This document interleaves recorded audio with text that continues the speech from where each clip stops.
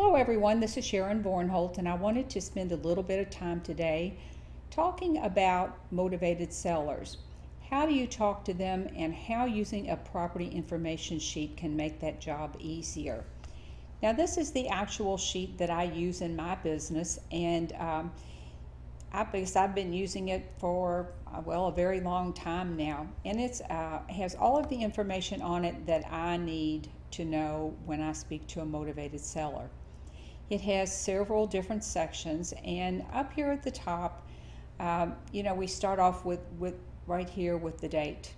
Now, one thing I wanted to point out is that when the person calls you, you want to be very clear on their name and their phone number, because quite often if they're on a cell phone, it'll drop the call, or for some other reason you will need to call them back before you've completed your call. So always be sure to get the caller's information. The next thing is to clarify right off the bat if they are the property owner. Do they have the right to sell the property? If it's an estate, you want to be sure you're talking to the executor. So make that clarification and find out who you are speaking to. Now, up here along the top, I will have the referral source, and I do a lot of direct mail. So I've got that up here where I can just circle it, and probates or absentee owners are the main lead sources that would come from my direct mail. So I'll circle that if it's one of those two things. If it is another referral, I've got a box over here for other. Now, one thing you might notice here is that I have state. The reason is that if it's an absentee owner and they happen to be on the West Coast and I'm in Kentucky, we have a 3-hour time difference. And I don't want to be calling these people back real early in the morning, or at a time that wouldn't be convenient for them. So you always want to know, if you're working absentee owners, I would suggest that you have a place where you can note the state that this person resides in. Now, the top of the sheet has the caller information, the property address, the neighborhood. I have a spot for email. There's also a spot on there for the age and the square footage. Now, I have to tell you, most of the time I don't even ask that information because they're not going to know it, or their remembrance of it won't be accurate. So I'll usually pull that off of the PVA or the tax assessor site. I also want to know if it's occupied. Who lives there? Is it a tenant or is it a family member? And how do I get into the house? Now, the next section here in the box is the property information. What I usually do once I have their name and their phone number is to say, tell me about your house, and just let them speak about the house. Sometimes they'll just dive right into it, and at other times they'll say, well, what is it you want to know? And then I'll say, well, tell me about the number of bedrooms, the baths, is there a basement? Tell me what you know about the house. And as they are talking, then I'm just moving around the form and filling it out. They say I have a basement, then I'm going to go over here and put that down. I might just jump in at that point and ask them if it's finished or unfinished. Same thing with the garage.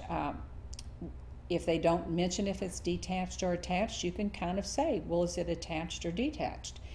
But you will find that over time, using a form like this serves a couple of purposes. First of all, you get all the information that you need. And secondly, it gives you kind of a methodology for carrying the conversation on in a manner that is very natural or very organic. Now, once we get down here into the type of heat, gas or electric, whether or not it has public water, sewers, or septic, those sorts of things, then I'm going to go down to the next line and I'm going to start finding out if they know the ages of the major systems. Do they know when the kitchen and baths were updated? Repairs needed. Oftentimes they'll go, well, I know the water heater's bad. So just by asking them what repairs does the house need, you'll get a lot of valuable information. Now, there's one question that I like to ask, and I always say to them, After they've said, well, that's a real solid house, it doesn't really need that much work, then I will say, well, what would you do if you were going to live in the house? And it's amazing at the difference in the answer that you will often get when you ask that question. Because if they're going to live in the house, then it's not quite as nice as what they have just told you. And also I ask them, is there anything else I should know? And you'll find that right up here. Now, they might tell you at this point, oh, the neighbor's dog barks all the time, or the people, they throw junk around in their yard all the time, or they have 4 people over there and 4 cars in the 2-car driveway all the time.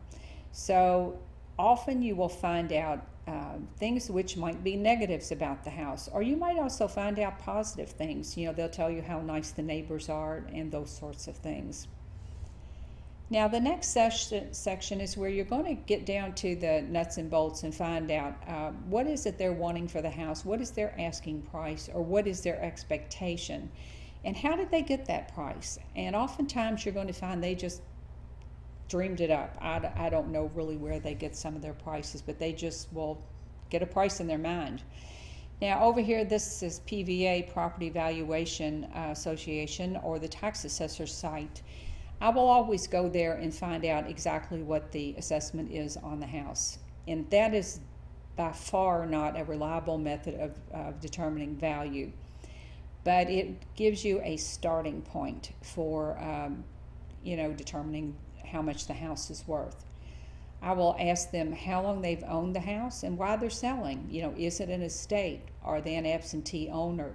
Is the house in foreclosure? So you want to know what their motivation is and what the reason is they're selling.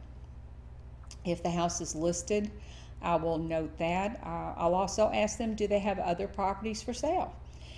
And if that's the case, then I'll flip the sheet over on the back side and ask the same questions of the other properties. Now we've asked them what their asking price is, or what their expectation is, or what their best case scenario is. And the next question I usually ask is, what is the least you could take for an all-cash offer? And oftentimes they'll just drop that price down $10,000 or $20,000. It's just amazing just by asking. You know, if they will come down on the price, oftentimes they will, just simply because you've asked. For someone that's going to hold the property, this would be an important question. Would you consider owner financing? Is there a loan that I might be able to assume, or some other form of that question? And also, when do you need to sell? You know, are you having trouble making the payments on mom's house, or is it a paid off house, a free and clear house, and that you really don't need to sell, so your seller is maybe not really a very motivated seller?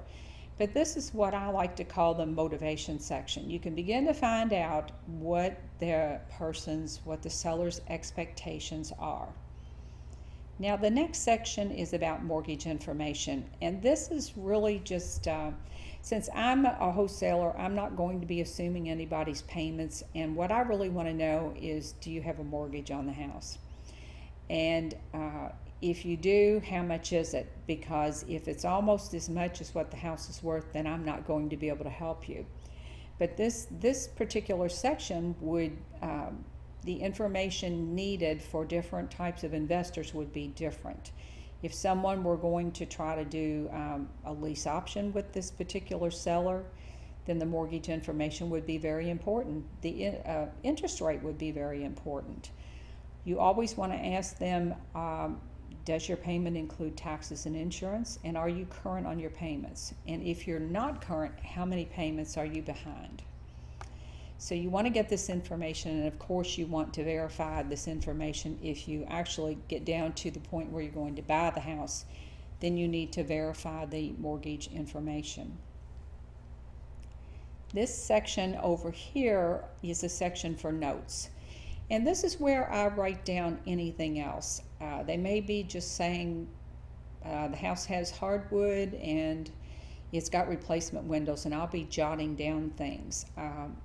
It's also where any information that they give me regarding their motivation, like I have two brothers that are executors with me, and we're all fighting over the house. If they tell me any personal type of things, I will always put that in the notes section, because that's always going to have an effect on how this deal goes, and oftentimes on whether or not your offer is accepted.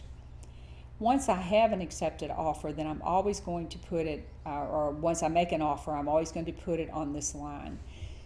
Using a form sets you up to be able to be consistent in what you ask people, consistent in the information you get, and if you have to look back at a form, you'll always know where to find the different components and the different questions and answers. So that's one real reason that I like using forms in my business. Now, if you'll look over here, you will see that this is the section where we're going to figure out about the offer, the after repaired value. Once I have determined that, I'm going to put it up here on this line. In most cases, I'm going to be using 70%, so I'll do 70% of the ARV and I'll put it here. Then I'll go down and list the repairs here, which will be subtracted from that percentage amount. The part that my wholesale fee, I just simply call me. I will put that down here, and once all of those things are subtracted, then I will have my MAO, or my maximum allowable offer. Now you might note that I have two parts to this, and the reason that is sometimes I just can't come up with an offer for a seller that would fit for a rehab, or that 70% formula or better, depending on the repairs. But maybe I've got a house that's just in pristine condition, but it's just plain outdated. I had one of those recently that had knotty pine cabinets. They were in perfect condition, and some of the other aspects of the house were perfect. There were no repairs really needed to this house. It was just outdated. And in that case, I've typically, or will have a landlord that will take this house, and they will pay a little bit more because they're not going to do those upgrades. Especially if your furnace and your roof and all of that is good, they're not going to be bothered by cabinets that are in great shape that are just outdated. So that's when I would use this second set of numbers over here. For instance, in the repairs, I wouldn't show new cabinets. The cabinets would stay. So this repair number would always be smaller. But if you've got landlords on your list, then you might find putting this second set of figures in here helpful, to you when you're making offers. But that's really just the gist of it. I'm a forms person. I like using forms, and I think this form is very helpful to use in your business. So I'm going to attach the form, and let me know if you have any questions, and I'll be happy to answer those for you. This is Sharon Vornholt, and thanks for stopping by.